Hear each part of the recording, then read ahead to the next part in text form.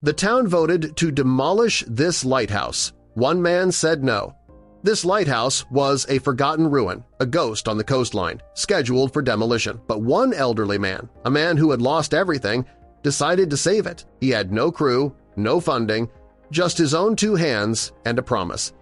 This is the story of how saving this lighthouse ended up saving him. But before we start our story, make sure you're subscribed if you haven't already and hit that notifications bell so you won't miss any of our new stories. To understand the soul of this story, you must first understand the soul of a lighthouse. For centuries, they have been silent, solitary guardians of the coast, their powerful beams of light cutting through the darkest storms to guide sailors home. They are monuments of incredible engineering and profound human dedication. The life of a lighthouse keeper was one of immense responsibility and extreme isolation. They were a special breed of person, content with their own company, dedicated to the meticulous daily ritual of cleaning the lenses, winding the clockwork mechanism, and above all else, ensuring the light never ever went out. But in the modern era of GPS and automated navigation, these magnificent old towers have, one by one, fallen dark. Many have been left to crumble, their lights extinguished, their purpose forgotten. Our story takes place in a small, weathered coastal town that had one such forgotten giant.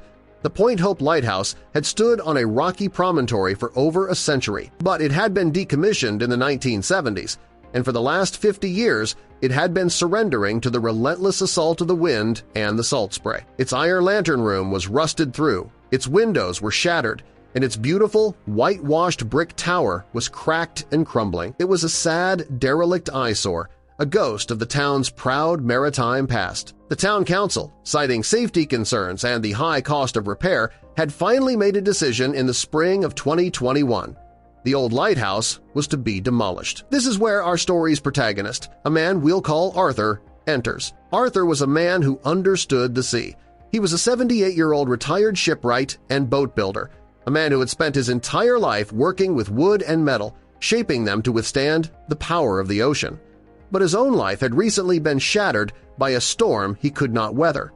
A year earlier, his wife of 55 years, Eleanor, had passed away. With her loss, the light in his own life had gone out. He was adrift in a sea of grief, his days empty and without purpose. His relationship with his only son, who lived a busy, corporate life in a city hundreds of miles away, had become strained by distance and Arthur's own quiet, stoic sorrow. When Arthur heard the news that the town was going to tear down the old Point Hope Lighthouse, something stirred in him for the first time in a year.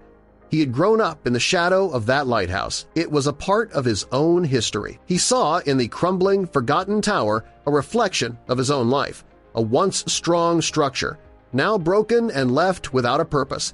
He went to the town council meeting. The room was filled with the quiet, resigned murmurs of people who had accepted the inevitable. And then Arthur, a man who rarely spoke in public, stood up. His voice was quiet but steady. He made a proposal that stunned the entire room into silence. He asked them not to tear it down. He asked them to give him a chance to save it. "Give me 1 year," he said, "and I will restore it myself." The council was skeptical. It was an impossible task for one elderly man. But Arthur was resolute. He told them he would use his own skills as a shipwright and his own modest pension to do the work. The story of the old man's impossible promise became the talk of the town. Most people thought he was a fool, a grieving old man on a sentimental, doomed quest. But the council, seeing the fire in his eyes and having no better alternative, finally, reluctantly, agreed. They gave him 1 year. What followed was a monumental, solitary struggle. Arthur began his work the very next day. He started with the basics, clearing decades of debris and rubble from the base of the tower. He began the slow, painstaking process of repairing the crumbling brickwork, mixing the mortar by hand, and carefully replacing the cracked bricks one by one. It was grueling, back-breaking work for a man of his age. He worked from sunrise to sunset every single day.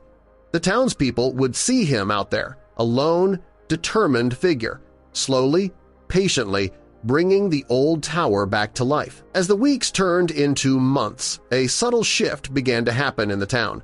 The initial skepticism began to turn into a quiet, grudging admiration. A woman from the local diner began to bring him a hot lunch every day. Slowly, The town began to adopt his mission as their own.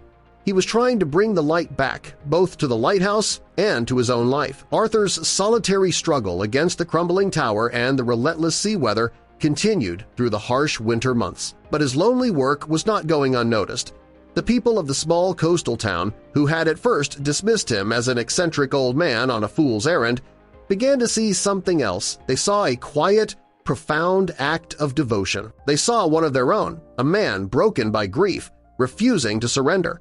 And slowly, a quiet and beautiful transformation began to happen, not just to the lighthouse, but to the town itself. A local hardware store owner, moved by Arthur's dedication, dropped off a pallet of new bricks and bags of fresh mortar one morning, telling him it was on the house.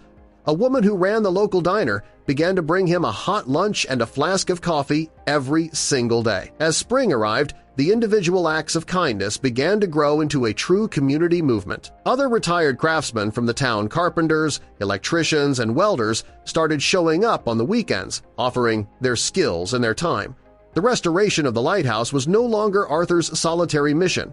It had become the town's project. They worked together, their combined efforts achieving in weeks what would have taken Arthur years to do alone. They repaired the crumbling brickwork, installed new, storm-proof windows, and carefully restored the winding interior wooden staircase. The lighthouse, which had been a symbol of the town's decaying past, was now becoming a vibrant symbol of its resilient present. To understand this object is to understand a masterpiece of scientific genius. Invented in the 1820s by the French physicist Augustin-Jean Fresnel, the lens was a revolution in optical technology. Instead of using a single, massive, and impossibly thick piece of glass, Fresnel designed a lens made of a series of concentric, prismatic rings all arranged around a central bullseye. This ingenious design allowed it to capture and focus the light from a simple oil lamp into a single, intensely powerful and concentrated beam that could be seen for dozens of miles out at sea. Each Fresnel lens was a work of art, hand-ground, and assembled by master craftsmen. Arthur spent months in the cold, cramped lantern room, painstakingly removing each of the hundreds of delicate glass prisms. The story of the town that was restoring its own lighthouse, led by a 78-year-old widower, eventually caught the attention of a regional news station. The story went viral, and it was this news story that finally reached Arthur's estranged son, Michael, in his busy city office hundreds of miles away. Seeing his father, a man he had known only as a quiet, grieving recluse, now filled with such purpose and surrounded by a supportive community, moved him deeply. He took a week off from work and, for the first time in over a year, he drove home. When he arrived at the lighthouse, he found his father not as a frail old man, but as the strong, capable craftsman he remembered from his childhood. The two men, who had been separated by a wall of unspoken grief, now had a new project to connect them. Michael spent the week working alongside his father, and in the shared language of work and purpose, the long-frozen silence between them finally began to thaw. As the one-year deadline approached, the restoration was complete. The final, dramatic act was the relighting of the Great Lamp for the first time in half a century. The entire town gathered at the base of the lighthouse on a clear, dark night. A loud, unified cheer erupted from the crowd below. The Point Hope Lighthouse is now a beloved local landmark and a popular tourist attraction, bringing new life and new prosperity to the small coastal town. It is no longer just a historical building, it is a living monument to a community's resilience and to one man's incredible love and determination. Arthur, who had started his journey as a lonely, grieving widower, was now surrounded by a new, extended family. His relationship with his own son healed and stronger than ever. He had not just restored a crumbling tower of brick and glass, he had rebuilt his own life. His impossible promise, born from a moment of deep, personal darkness, had become a shining beacon of hope for everyone.